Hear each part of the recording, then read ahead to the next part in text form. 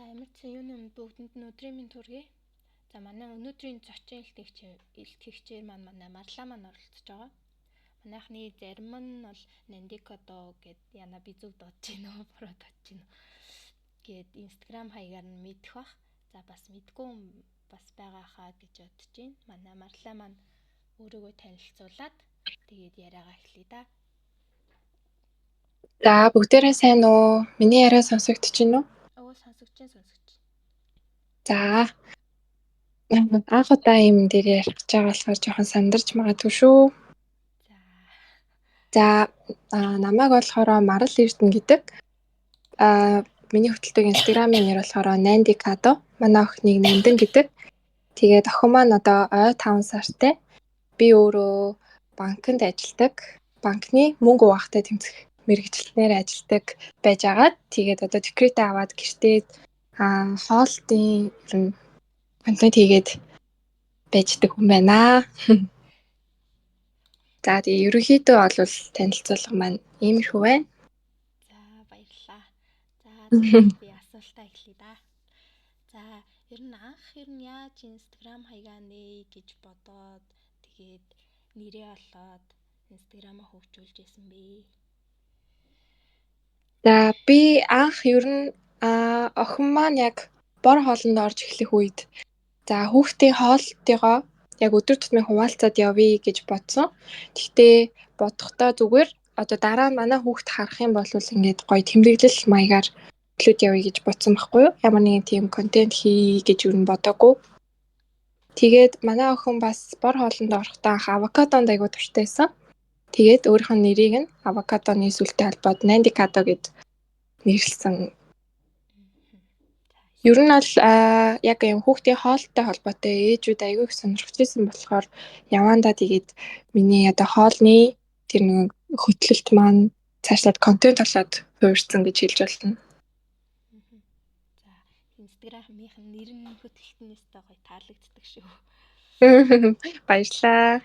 За ер нь Instagram-аа нэгээд хэр удаж байгаа вэ? Тэгээ хэр хугацааны дараа олон таныг ихтэж эхэлсэн бэ? За ингэсэн байна. Би анх 6 сард төгссөн үед нь гэхээр яг өмнө жилийн энэ хавцаа Instagram-аа нээжсэн юм байна. Тэгэхээр одоо ер нь бол яг жил болж байгаа гэсэн үг. Тэгээд жил болоод эхний за 1-2 сартаа ер нь за манай найз нөхдөөс эхлээд 200-аад хүн л дагдаг байсан. Тэгж жагаад би нэг юуны Apple Pie-ны нэг бичлэг хийгээд тэгсэн чи тэр нь айгүй хүмүүст хүрсэн юм уу? Өдөрт бараг нэг ойролцоогоор 500-аас 1000 дагагч нэмэгдээд 7 оны дотор 6000 дагагчтай болсон. Тэгээд би за энэ чинь ингээд иймэрхүү төрлийн бичлэг хийгээд байвал болох юм байна гэж бодоод ижил төрлийн гэхдээ хүүхдэд зориулсан бас сахар багтай ч юм уу тиймэрхүү бичлэг хийгээд Instagram-аа ер нь жоохон бүүстэл үзсэн. Тэгээд ойролцоогоор өдөрт нэг 100-аас 200 хүн бол дагаж нэмэгдээд нэлээд нэмэгдээ. Одоо бол нэг 21200 орчим дагагчтай байгаа хаа.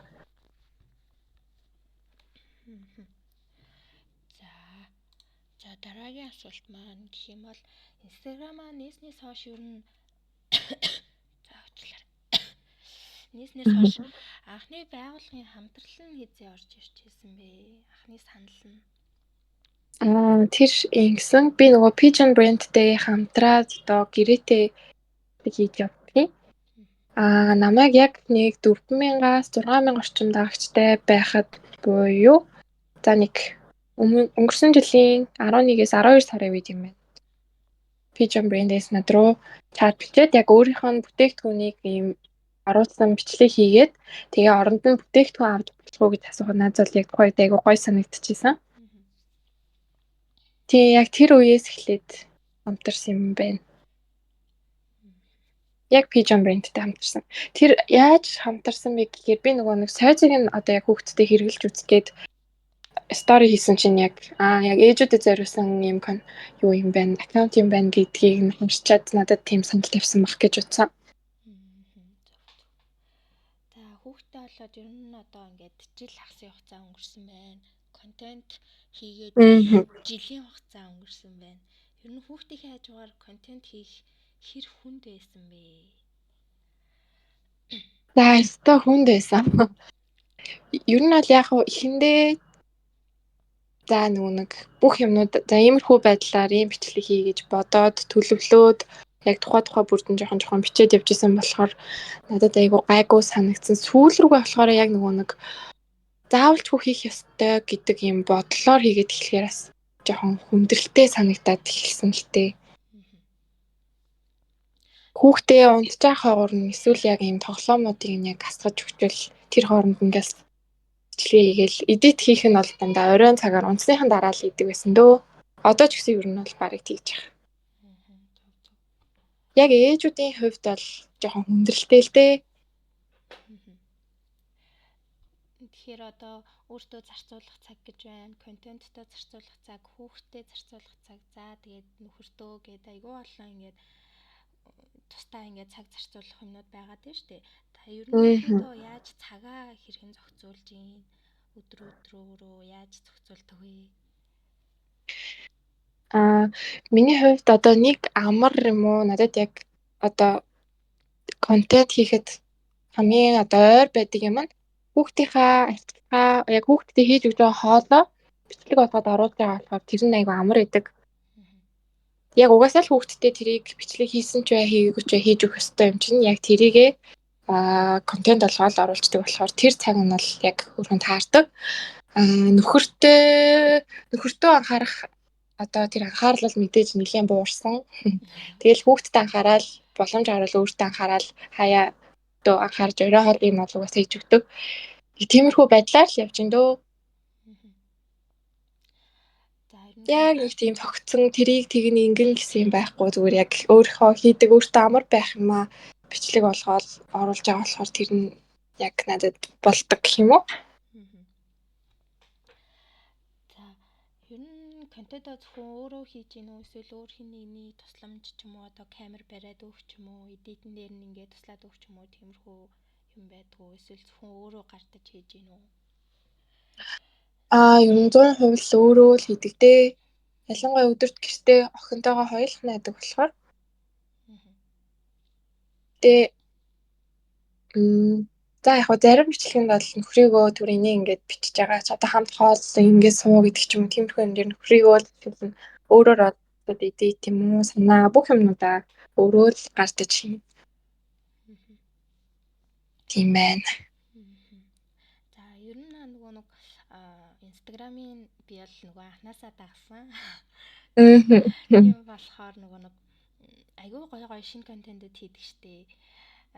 Айгүй үзэж байгаагүй гэх юм уу? Нэг тийм хөрхөө контентууд хийдэг. Тэгээд санаагаа хаанаас олдог вэ? Нөгөө тархинасаа ургуулж авдаг уу? Эсвэл юм хараад ингэж хийж болох юм байна гэж санаа авдаг уу? Эхэндээ зүгээр зөвхөн хоолны контент хийдэг бах та. Заримдаа нөгөө нэг бас вайрлсан инстаграм одоо байдаг бичлэгнүүдийг дуурайх гэж үзнэ. Заримдаа болохоор яг өөрөө орцуудыг нь хотлоод ингэж хийдэг байсан. Энгийн бичлэгнүүдээ юм уу эсвэл бүтээгдэхүүн танилцуулах бичлэгнүүдээ болохоор яг эртнээс нөт дээрээ за энийг ингэж оруулах гоё юм ингээд санаануудаа бүгдийг биччихдэг байсан. Тийм болохоор яг нөтнөөсөө харж агаад за одоо энэ санааг ингээд энэ бичлэгээр энэ бүтээгдэхүүн ингээ оруулчихвал зүгээр юм байна гэ дандаа л гинт одоо унтахын өмнө аягүй их тийм санаанууд орж ирдэг өөрөө. Тэгээд тэрийгээ бичиж авчаад маргааш ч юм уу дараа нь контент ашиглах үедээ тэгээд харуулад биччихдэг. Ер нь тийм санаанууд орж ирэх юм бол тэрийг ямар ч исэн нөт дээрээ биччихвэл хамаагүй дээр санагддаг.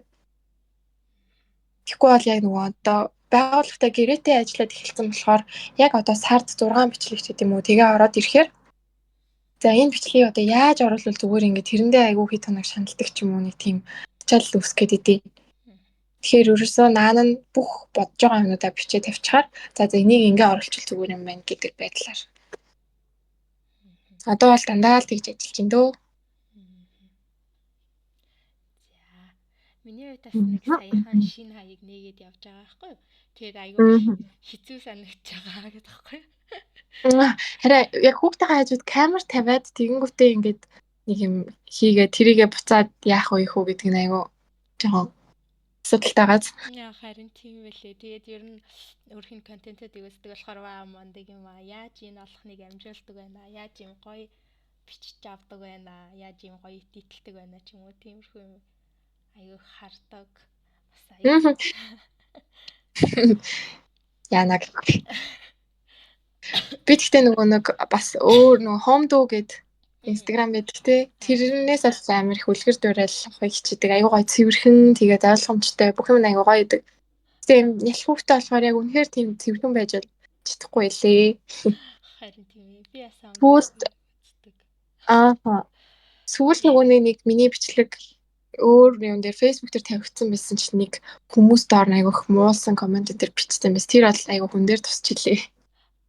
Тийм. Ер нь одоо ингээд Instagram дээр өөрийнхөө Instagram дээр ингээд бичлэг хийгээд контент хийгээд бодлаа штэ. Энэ хугацаанд сөрөг сэтгэл, эрэг сэтгэл гэж бахан сэтгэл авчлаа. Тэр болгоныгоо яаж хүлээж авдаг вэ? Хиндэ бүр айгүй сэтгэлээр унасан. Нөгөө нэг карбонара хийсэн бичлэг байсан чинь хүмүүс бүгдээрээ бүр хоол ингэж утаахаа бол юу гэлээ бүр айгүй их юм бичсэн байсан. Ингэж яхаар дэлхийгээс альчвал нөгөө нэг хүмүүсийн нэг байнгын бичдэг амар өгнүүдийг өөр дээр авсан чинь.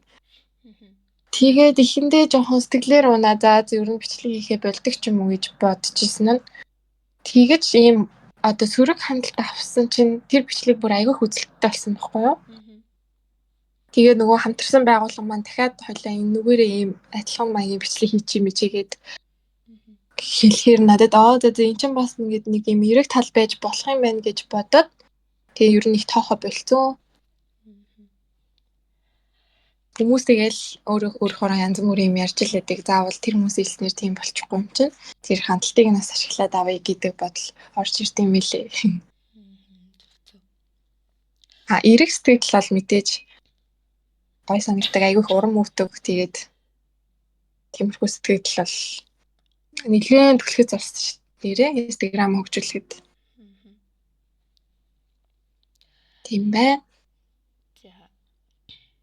Бас нөгөө юу гэдэг чтэй эрэг сэтгэлээс илүү одоо хар масын сөрөг сэтгэлээр одоо хар PR гэх юм уу те нэг тийм сошиалла хөгжүүлж байгаа хүмүүс ч юм уу те албаар хар PR-аар ингээд хөгжүүлэх тохиолдлууд байдаг те. Тийм яг хүний анхаарлыг татаад яг ингээд ер нь бол миний бас нэг ойлгосон юм нь үгүй одоо ингэж болохгүй таны хориглох тийм зүйлс гэдэг юм жоохон сөрөг маягаар эхэлж байгаа бичлэгийг бол хүмүүс аягүй үздэг юм билээ. Тэгэхээр тэр бол бас контентэнд аягүй нөлөө үзүүлэх байх гэж бодож байна. Одоо сонсож байгаа хүмүүс чинь бүгдээрээ л контент бүтээж байгаа ээж нар байгаа шүү дээ. Гав ч юм уу ямар ч гэсэн. Тийм ер нь манайхны мондог хүмүүс. Тэгвэл одоо ингээд хүмүүст яг ям бичлэгээ хүргэхийг хүсэх юм бол бас тэр аргыг ашиглавал нэлээд зүгээр санагцаа. Манайхаа одоо тэмдэглээд аваарай гэдэг таахгүй. Хүүкэ хийхдээ иймэрхүү хийч болох нь шүү. Бас нэг шин санаа гарч ирж байна. Хүмүүс ер нь нэлээд сөрөг ямиг айгүй их тийм анхаарч үздэг юм лээ. Эрүүл мэндийн талаасаа ч юм уу эсвэл одоо энэ хувцсыг битгий өмс, энэ хоолыг битгий идгээ ороод ирэх юм бол хүмүүс бол юу хэлчих вэ гэдээ аюу их сонирхож үздэг юм шиг санагдав. За та ер нь шин санаагаа олцоод боловсруулж биччээ дараа нь одоо дүрсээ авч хийдэг үү? Эсвэл ингээд одоо бодцоод за ингээд хийж очих болох юм байна гингүүтээ шууд дүрсээ авч эхэлдэг үү? Би ер нь бол бичдэг. Гэхдээ бүр тийм амар детальтай бичихгүй л дээ. Ерөнхий санаагаа биччихэд тэгээд за тэгвэл энэ дээр ингэчээ гэж бодонгуудаа яг дүрсээ авч явахдаа за ингээд оруулчих гоё юм ингээд нэг жижиг юу гэдэг хөдөлгөөн ч юм уу нэг тиймэрхүү юмнуудаа оруулцдаг. Бүр яг дэлгэрэнгүй бол бичдэгвэ. За ер нь одоо ингээд контент хийгээд жилийн хугацаа өнгөрсөн байна. Энэ хугацаанд одоо шантрах үе байсан уу? Эсвэл ингээд ёо гэж залхах үе ч юм уу? Тийм үе хэрвээ байсан бол яаж давж гарсан бэ? Байсан. Нөгөө нэг хүүхэд өвдсөн үед бол аюултай юм билээ. Хажуугаар нь ингээд зүгээр бичлэг хийн гэдэг бол гэх юм уу одоо айгу ачаалттай санагдсан шантрах үе бол байсан. Гэхдээ би ч одоо бас ингээд нөгөө өөр байгууллагатай гэрээ хийцэн болохоор нэг юм ажилдаа явж байгаа юм шиг ажилтан гэдэг байдлаар тэрийг хүлээж аваад тэгээд шантарсан ч гэсэндээ за дараа нь би одоо бүтээгдэхүүн аавна гэдэг ч юм уу, цалингаа аавна гэдэг ч юм уу тэр бодлороо бичлэгүүдээ хийсэн. Гэтэ тэр нэг шантрах үе бол 1-2 хоног л байт юм дөө. Дараанаас нь тэгэл за идэвхтэй бай бичлэгээ хийгээд эхлэе гэдэг ч юм уу тиймэрхүү байдлаар буцаа зүгээр болчихдог. Ерөнхийдөө ингээд за би чи энийг хийх ёстой шүү. Би чи хариуцлагатай хүн шүү гэдэг үгээрээ баг өөрийгөө пүшэлдэг гэх юм уу те. Тийм. Тэгээ би одоо хүний итгэлийг ингэж чаад тэгээ бичлэг хийхгүй ч юм уу эсвэл одоо яа тийм бүтээгдэхүүн авчаад тэгээ бичлэг хийхгүй байгаад тахаар болохгүй шүү дээ. Тэгээд ер нь яг тэрэндээ л бүрслэгддэг гэх юм уу. За тийм байна. За манайхны бас нэг гол асуудал байна. Ерөнхийдөө контент бүтээгдэхүүн болгоны энэ асуудал тулгардаг байх гэж бодож байна. Тэгээд энэ нь болохоор за танд одоо таалагдаагүй бүтээгдэхүүн ч юм уу одоо ингээд авч хэрэглээд үзсэн чинь одоо бүтээгдэхүүн таалагдахгүй ч юм уу тиймэрхүү байсан уу? Тийм байсан бол одоо тухайд яаж нэг эвтэйхэн аргалдаг вэ? Байсан. Одоо жишээлбэл жив манай охин айгүй юм живхэнд мэдрэмтгий гэх юм уу? Тэгээд тухайн живхэн надад одоо яг юм хэрэглээд үзсэн чинь таалагдаагүй болохоор ер нь тухайн байгууллагатаа манай охинд туслаад байна гэдгийг яг хэлээд зурцлахгүй гэдгийг хэлэхэд бол ойлгот юм билээ. Тэгэхээр ер нь бол яг таалагдаагүй ч юм уу үр дүнгүй бүтээгдэхүүнийг бол нэг сурталчлая гэж боддгоо. Яа тэр ээжүүд чинь бүгдээрээ л яг надтай адилхан хүүхдээ хараад гэртээ юу сайн байна, одоо хонойдонд юу сайн байна, хоол боловсролт нь юу сайн байна гэл хараа сууж байгаа ш. Тийм болохоор тийм болохгүй худлаа ямиг бол ерөөсөө тухай бүрт нь за уучлаарай гэж хэлсэн дээр юм шиг санагддаг. Тийм надад бас өөр чинь юу орж ирлээ. За тэрийг сайн сандгүй ямар ч байсан нэг тийм хүнсний бүтээгдэхүүн гэхдээ айгүй юм сахартай ч үлээ нэг тийм юм орж иржсэн санагдчихэв. Тэгээд уучлаарай өөр байгууллагатай ийм юмар хамтарч байгаа гэж бас нэг зөвшөөрөл хэлээд аргалж ирсэн. Дараа нь нөгөө өөрийнхөө нэр нүрийг ч гэдэм үү яг өөрөө ингэж танилцуулж байгаа болохоор тухайн бүтээгдэхүүн өөр хүнд таалахгүй одоо хвшил өгдөг ч юм уу нэг тийм онцгүй юм байх юм бол тэгээд дараагийн миний ажилд одоо сөргөөр нөлөөлөх нь ойлгомжтой болохоор тиймэрхүү юмудтай бол угаасаа шууд үгүй гэж хэлчихдэг. За одоо тэр амар байдаг дөө. Тийм бах тий. За айгүй ингээл эн тэндээс одоо машлаа хамтрах саналууд ирдэг байлгүй дээ. Ирж байгаа. Тэгээд одоо тэр болгон дээр одоо за бараг саяны хариулт нь олчихгүй яав гэхгүй. Тэр болгон дээр одоо зарим нэг хүмүүст нь зарим нэг байгууллагт нь одоо татгалзах тохиолдол байгаа айлгүй. Тэгээд одоо бүтээгдэхүүнийг хэрэглэж үзээгүй ч гэсэндээ зүгээр ингээд одоо серверс нь таалагддаг болохоор ч юм уу ямар нэг юм таалагддаг болохоор ингээ хамтармааргүй санагдсан тохиолдолд яаж эвтэйх нь татгалздаг вэ? За ингэж ер нь бол бүр тийм амар их байгууллагч байхгүй л дээ гэхгүй. За нэг одоо яг ажилтдаг гэх юм бол 2 3 за яг нэг 5 байгууллага байгаа маань. Тэгээд надад нэг юм санал нь таахгүй ч гэдэм үү. Эсвэл одоо нөгөө тухай байгууллагынх нь тэр нэг юу мэрийн бүтээгдэхүүн ч юм уу таалагдахгүй байх юм бол эвтэйхэн л хэлэх бах та. Би яг одоо саяны бүтээгдэхүүн таалагдахгүй байна гэдгийг хэлж ирсэнээс шиг яг байгууллагт бол танах таалагдахгүй байна гэж бол хэлж байгаагүй. Гэхдээ өөр байгууллагатай би хамтарч байгаа гэдэг байдлаар бол яг 1-2 байгууллагаас татгалзаж ирсэн. За одоо ингээд нөгөө юу яасан байхгүй юу? Нэг байгууллагатай гэрээ идэхээр яг идэвхэн өөр бүтээгдэхүүн сурталчилж бодгүй нэг тийм гэрээтэй. Тэгээд яг өөр одоо миний сонирхож исэн брэндээс бичих хөнгөвт тэрийг нь бас уучлаарай гэд бэлчээсэн. Тийм үе бол байгаа юм байна уу? Жонгод ихтэй гэхгүй. Одоо ер нь бол 4-5 брэндтэй хамтарч ажилладаг гэж штэ. Тэр брэндүүдтэй ерөнхийдөө урт хугацааны гэрээ хийдэг үү? Эсвэл яг тухай бууртан зүгээр шууд хамтраад явт юм болов? Эсвэл яг ингээд Одоо бол ер нь яг ингээд тий одоо ер нь яг гэрээ хийдэг болцсон. Анх бол за нэг бичлэг хийгээд өгөөч гингүүт. За гэл айгу дуртай хийждэгсэн.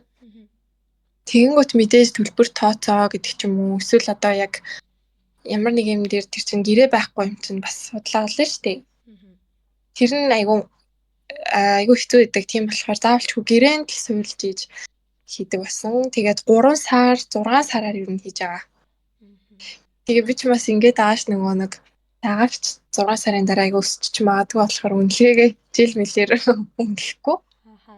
Тэгээд бас багаар явбал надад илүү зүгээр юм болов уу гэж бодсон. Гэтэ одоо ингээд яг нэг жил Instagram-аа хөтлсөний хувьд одоо яг өөрийнхөө хийх ёстой юмнуудыг хийгээд ажилдаа эргэж ороод контент болохоор яг ганц 2 одоо байгууллагатай ажиллаад өөрийнхөө яг одоо хэрэгтэй мэдээллүүдийг оруулаад зөвхөн бүтээгдэхүүн гэхгүйгээр тэгэж л ажиллая гэж бодоод байна.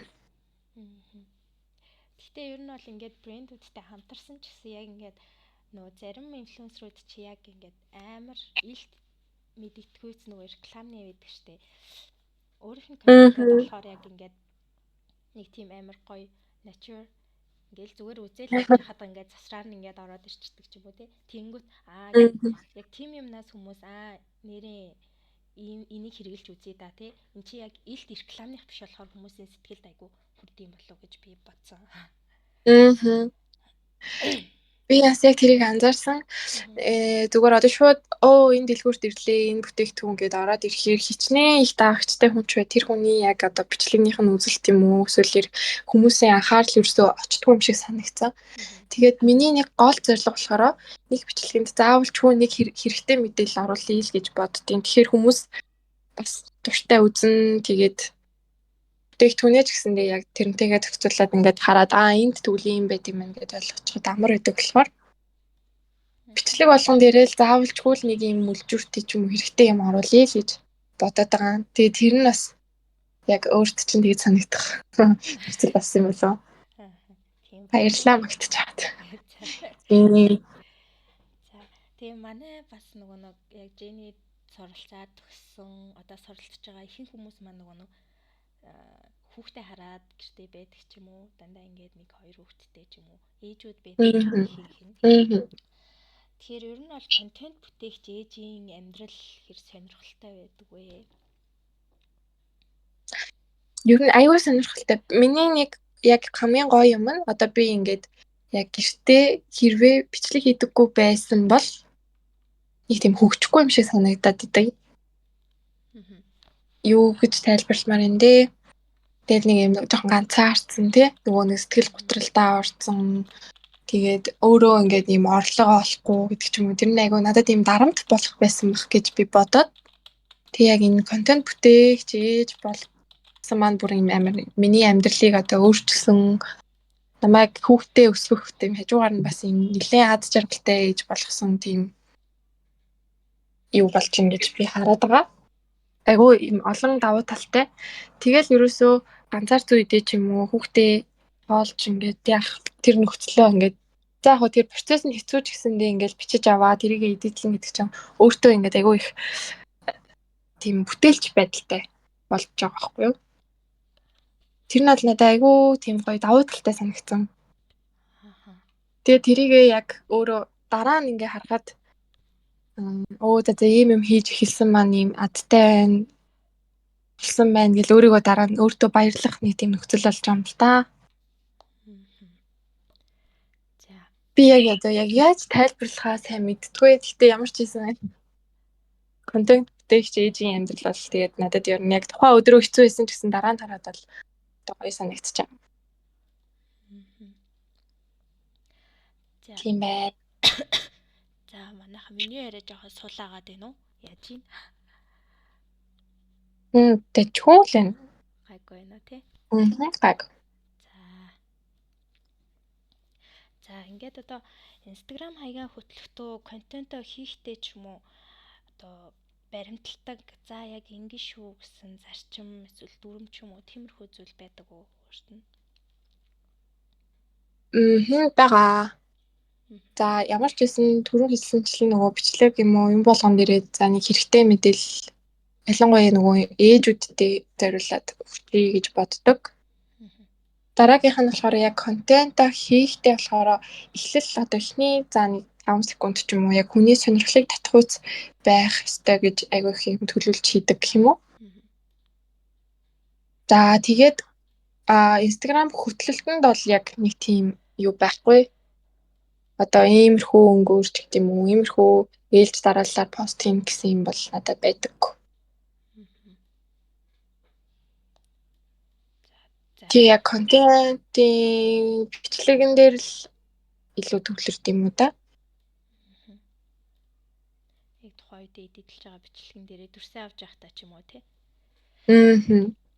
Яг нөгөө нэг юу ингээ гэж боддог хүмүүсийн одоо нэг сунжрахгүйгээр тий тухайн яг юм үйл хөдлөө нэг бүгдийг нэг цөөхөн секундэд оруулаад хүн үзэхэд айгүй амар. Тийм байгаасаа гэж боддог. Яг одоо жишээлбэл юм хоол өндөг хутгах жилээ гэхэд тэр хутгах байгаа процессоо ингээл 4-5 секунд харуулдаг байхгүй. Ерөөсөө тэр нь ойлгомжтой 1 секунд орлоо дараагийнх нь юм гэдэг юм уу тиймэрхүү байдлаар оруулал дээр санагдаад идэв. За одоо нэг Instagram-ийн reel чинь бол нэг 90 секунд байдаг штэ. За таны хувьд юу нь бол яг контентоо хийхдээ за тэдэн секундэд багтааж хий шүү. Одоо яг тэдэн секунд л байх ёстой гэсэн юм байдаг уу?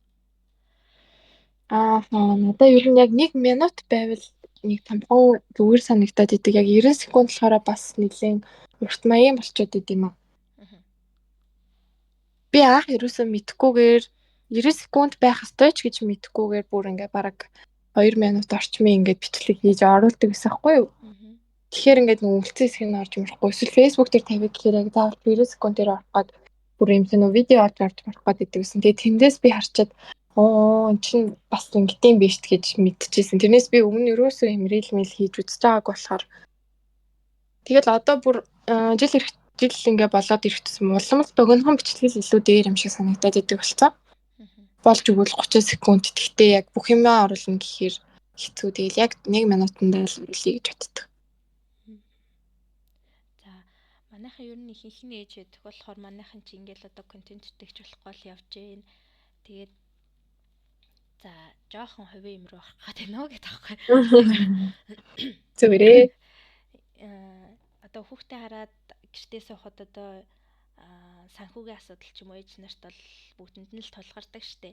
Тэгэл бүгд л ингээ нөхөртөө жоохон дэм болчихсон. За гэр бүлтэй жоохон дэм болчихсон гэж боддог штэ. Одоо ингээд энэ өндөрлөг дээрээ сарахад гэдэг аахгүй. Яана өндөрлөг юм уу? За ингээд харахад одоо контент бүтээгч болоод одоо нэг талдаа одоо та чинь одоо инфлюенсер одоо бусдад нөлөөлөгч болчиход байна шүү дээ. Ийм хүний амьдрал одоо санхүүд нь сэтгэл зүйд нь одоо хэр нөлөөлдөг вэ? Одоо хэр дэмтэй байдаг вэ? Дэмтэй айгүй дэмтэй штэ.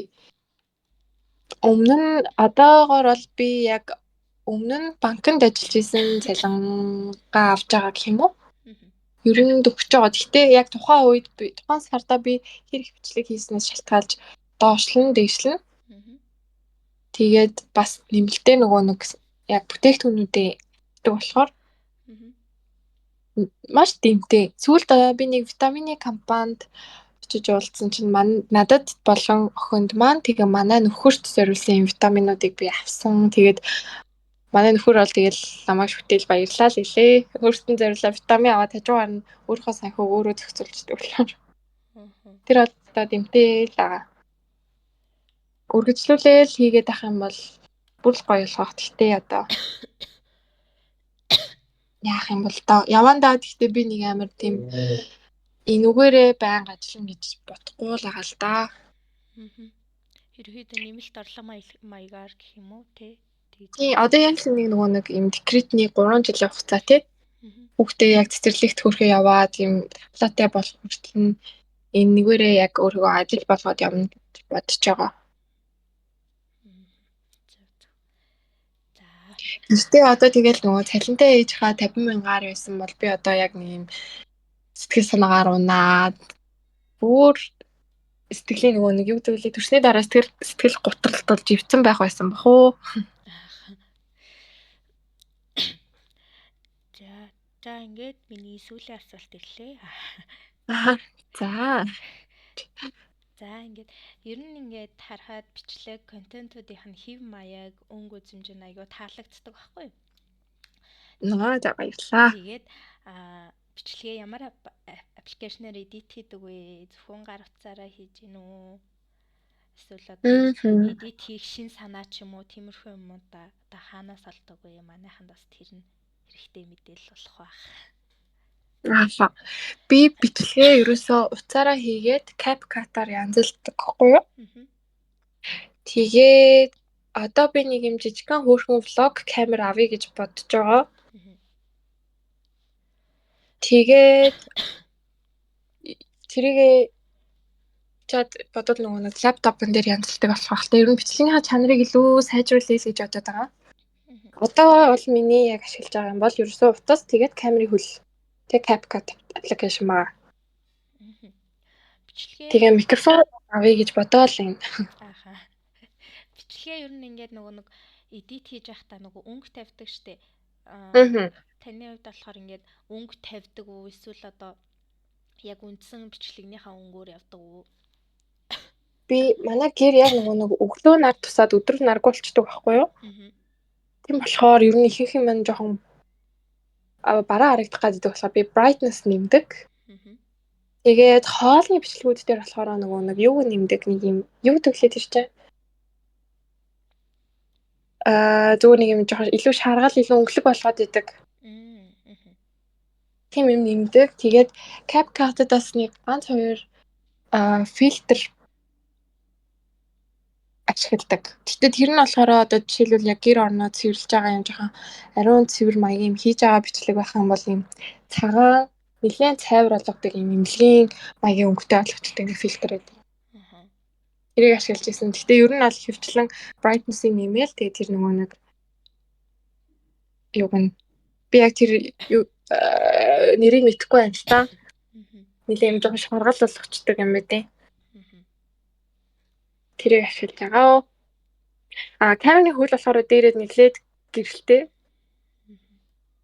Тэр бас жоохон хөрхөн гэрлэгүүд идэв. Уг нь бол яг нарны гэрэл шууд тусдаг болвол гоё юм. Ширээн дээр нарны гэрэл тусцсан үед бичлэг хийвэл заавалчгүй тэрийг нэг янзлаад авах шаардлага байхгүй л тэрүүрээ гоё болохоор. За тэгээ нэг контент хийхэд за нэмээд нэг юм асуучих. Ингээд контент хийхэд одоо манайхан ч бүгдээрээ контент хийгээл утсаа яаж тогтоох вэ те? Утас тогтоогч ямрыг авах уу? Одоо гэрэлтэй байвал зүгээр гэдэг юм уу? Гэрэлгүй байвал зүгээр гэдэг юм уу ч юм уу те? Нэг тиймэрхүү юм байдаг шүү дээ. Тэгэнгүүт таны хувьд утас тогтоогчны юм жижигхэн юм байдаг уу? Эсвэл ийм өндөр ном болоод сунцдаг ч юм уу те? Гэрлэнээс ингээд ямар өнгийн гэрэл байдаг вэ? Манайхан бас хэрэгтэй байх хаа. Би анх дөнгөж бичлэг хийж эхэлж байхдаа харж байгаад айгүй хямдхан гэрэл авч исэн. Тэр нь 28,000 болов 35,000 болов. Гэхдээ тэр нь юм хөрхөн бүр хилээд гэрэлтэй. Тэгээд дээшээ доош болоо сунцдаг. Одоо тэгтээ тэрийг харахад бол нөгөө заавалчгүй залгуурт залгадаг тэр утсан жоохон богинохон. Тэгээд ийш тийшээ авч явахад айгүй төвхтэй юм шиг санагдаад би зүгээр л юм жижигхэн 3 хөлтэй тэг нэг жоохон юм уян хатан угларч муулардаг байдаг. Юм билээ. Тэрийг авъя гэж бодож байгаа. Ер нь зөөж авахад авсаархан гэрлэн тэгэхээр бас залгууртай ахаар жоохон хэцүү байд юм ба шүү дээ. Тийм хэцүү. Яг бүсэн газараа очиод бичлэг хийе гэхээр ч айгүй юм том жоохон овор хэмжээтэй. Бараг хэдэн сантиметр юм бэ? 80 сантиметрийн өндөртэй юм болов. Тэгээ ийш тийшээ авч гадуур авч явахдаа л тэрийг авч явна гэж худлаа заавалч гэртээ тогтоож хоол мол хийхэд бол тэр айгүй зүгээр. Яг гэрэлтэй залгацдаг болохоор. За одоо ер нь гадуур энэ төр авч явахдаа хэрэглэе гэж удаад нэм жижигхэн 3 хөлтэй тэгээд хөрхөн нуглаж муглаад нэг юмд орооцлогдоод тогтчин төр болчдөг. Аюу гай юм гарсан мөлий тэрийг авъя гэж бодож байгаа. За. За ямар ч гэсэн ингээд сайхан амттай гоё сонирхолтой яриа өрнүүлсэнд баярлалаа. Баярлаа. Манай Тэгээ шинэ би дугаар. бас нөгөө нөгөө Jenny гэдэг нэртэй тэгээ контент бүтээгч ээжүүдийг ингэж сургадаг гоё юм болж байгаа. Би Instagram-ын дагж харсан гоё юм билээ. Тэгээд бүгдэнд нь амжилт хүсье. Бүгдээрээ гоё мундаг контент креаторуд болж чаднаа. За.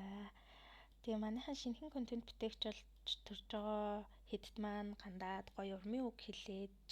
Тэгээ манайхан бас яриагийн доосгаар нэмэлт асуулт байвал миний асуугаагүй үлдээсэн асуулт байвал асууж олъё шүү. Баярлаа. За ээжүүдтэй яг хэлэхэд хэд хэдэн зөвлөгөө өгье гэх юм бол за санаа төрхөл юм бол тэрийг яг нөт дээрээ бичээд авчих юм бол дараа нь нэг бүтээгдэхүүн ирэхэд энийг тэгвэл энэ санаар хийчих болох юм байна гэдгийг харахад айгүй амар байдаг. Тэгээд бичлэгээ хийхдээ болохоор эхний 5 секунд нь айгүй чухал. Хүмүүсийн анхаарлыг татах тиймэрхүү арга техникүүдийг ашигладаг ч юм уу. Тиймэрхүү байдлаар бичлэг оруулж ивэл зүгээр. Тэгээд дараагийнх нь болохоор яг хүнд хэрэгтэй мэдээллийг бичлэгэндээ оруулж ивэл бас маш дараа нь өгөөжтэй таны бичлэг цаашаа явах нэлээд түлхэц болно шүү гэж хэлмээр байна. Тэгээ байгууллагатай хамтруул бас заавалчгүй гэрээ хийж агаарай гэж хэлмээр. Тэгээд ер нь бол гэрээсээ ингэж бид нар шиг хөтөлбөрлөөд нөхөртөө туслаад хүүхдийнхаа хэрэгтэй юмнуудыг аваад ч гэдэг юм уу те өөртөө ингэж тусалж байгаа юм эхний алхмаа хийсэнд бол үнэхээр мундаг байна. Баяр хүргэе гэж хэлмээр байна. Тэгээ ерөөсөө удахгүй те. За баярлалаа. За баярлалаа бүгдэнд нь. Асуух зүйл харин байна уу? За манайханд асуух юм байна уу?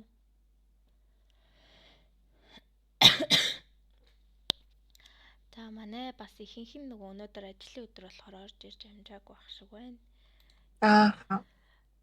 За ингээд яриа маань ингээд voice over болоод ингээд онлайн уулзалт хэсгээр орно шүү. Манайхан дараа нь ингээд сонсоогүй юмнууд байх юм бол тэрийг нөхөд сонсоо тэмдэглэх юм байвал тэмдэглээд аваарэ. Би нэг юм асуучих уу? За. Тэг. Одоо нөгөө контент хийхээс өмнө нэг одоо агуулга гаргаж байгаа шүү дээ. Тэгэхээр нөгөө энэнийг энтэй аавн, энийг ийм зураг хатланд энтэй хийвэл зүгээр ингээд одоо эффектнүүдээ ингээд төлөвлөждөг тэрэн дээрээ энийг тэнцээ аавн, энтэй аавн, энийг агаарт гарч аавн гэдэг юм уу? Ер нь бол бараг тэгдэг гэх юм уу? За би жишээ нөтүүдээс уншиж үзүүлэх үү. Санаа гээд нөтүүдээрээ бүгдийг бичдэг. За тэгэнгүүт дандаа нөгөө нэг юм нөгөө мэдээлэл өгөх зорилгоор бичсэн юмнууд нь ихэнх нь байна л да. Бүхэл хүүхдэд бүхэл хоол идүүлэх арга, өглөөний цайгаа бэлдэх. За нүдний хараанд сайн тэдэн хүнс, тэмдэн сайн тэдэн хүнс гэдэг тэрийг бичсэн байна. Буруу сонголт хийсэн хувцснууд, шаардлагатай витамин дутагдвал илрэх шинжүүд энэ төр гээд ер нь бол дандаа нэг тиймэрхүү юмнууд бичсэн байгаа юм байна та.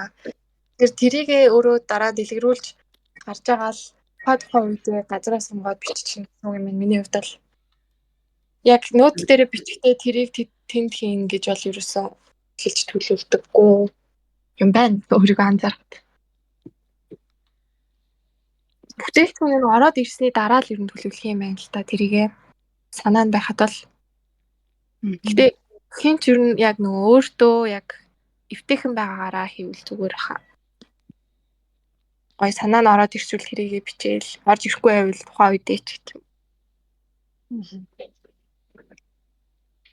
Би яг нөгөө нэг нот дээр болохоор айгүй ерөнхий л биччихдэг болж таарлаа. За баярлалаа. Маш их юм ойлголоо. Баярлалаа. За манай сая Юма хоёр маань тайпинг хийгээл асуух юм байгаа юм болов уу? Бичиж байгаа юм болов уу?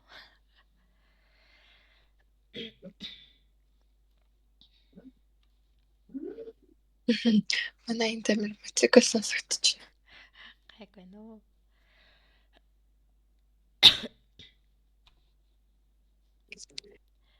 Манай ээжүүдээс ер нь найндик катаг дагдаг хүн байт юм болов уу? Би ч одоо нэг амар тийм аим хүн зөвлөд байхаар бол бас биш шүү.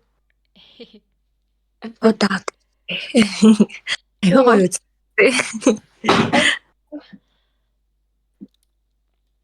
Ичээд байдиш дараа нь хажууд хүн бичлэг үзэж байгаа. Үй натаас султахаараа чимээгүй байлга гэд нөгөө өөрөөр гүйчмэд. Харин тийм яг бичлэгээ оруулсны дараа хүнд үзүүлмэргүй санагдав. Яг нөгөө өөрийнхөө хоолойноос аягүй ичээд идэв. Хойд зүгээр юм шиг хүртлөө дараа нь өөр хүн сонсож байгаагаар нэг яа битгий гэж бод. Би бас нэр нэг царайгаа харуулах айгүй тийм сонирхолтой байдаг. Дараа нь хүн амтан уншчаад одоо яг хүний амьдрал юу ч тохиолдоо билээ. Дараа нэг сэлсэцэн явж хахад өө тэрэ штт ч гэдэм юм уу. Тиймэрхүү бодлол яана гэж айгүй бодож байна. Гэтэ хоол нь бол яг гоё л өгдөг штэ бичлэгийг үзэхэд. Манай найзууд яагаад хоолоогоо нарийсгаж яриад байгаа юм гэдэг тийм. Би одоо Тэсний микрофон л тэгж болгоод байгаа юм билүү дээ л гэдэг штэ. Дараа нь өөрөө сонсоор нэрнгэсэн амир маягилцаж ирсэн. Тэгээд бас жоохон ичнээ.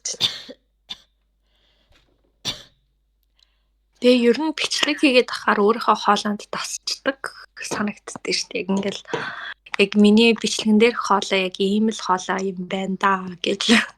Харин тий. Одоо өөрөөр яаж гаргах вэ тийм гараад байгаа хоолойч тий. Тийм шүү дээ. Одоо миний байгаа байдал ийм л байна гэдэг шиг. Тий. Дараа нь тэгээд нөгөө нэг бичлэгийн дундуура инээж минийцэн юм оруулсан. Тэрнээсээ өөрөө амир ичиж мичээд яана гэдэг. Хүмүүс бол гэхдээ мэдээж юм боддггүй юм бэл л дээ. Өөрөө л тэрэндээ шаналаад байгаа болохос. Харин тийм ээ. За манай Заач. манайхан дөөр асуух асуулт байхгүй л ингээд яриагаа өндөрлөх үү? Ёо. За манай хүмүүс уйлаад хэлж явах шиг. За алхлаа. За хэвээ сонирхолтой яриа өрнүүллээ. Хэрэгтэй юмнууд айгүй их юм мэдэж сурч авлаа. Баярлалаа. За баярлалаа бүгдээ амжилт хүсье. За баярлалаа. Амжилт хүсье. За. За манайхаа voice over нуудахгүй орчноо. Тэгээд нөхөд үзээрэй. Бишээ сонсоорой. За баярлалаа. За баяртай.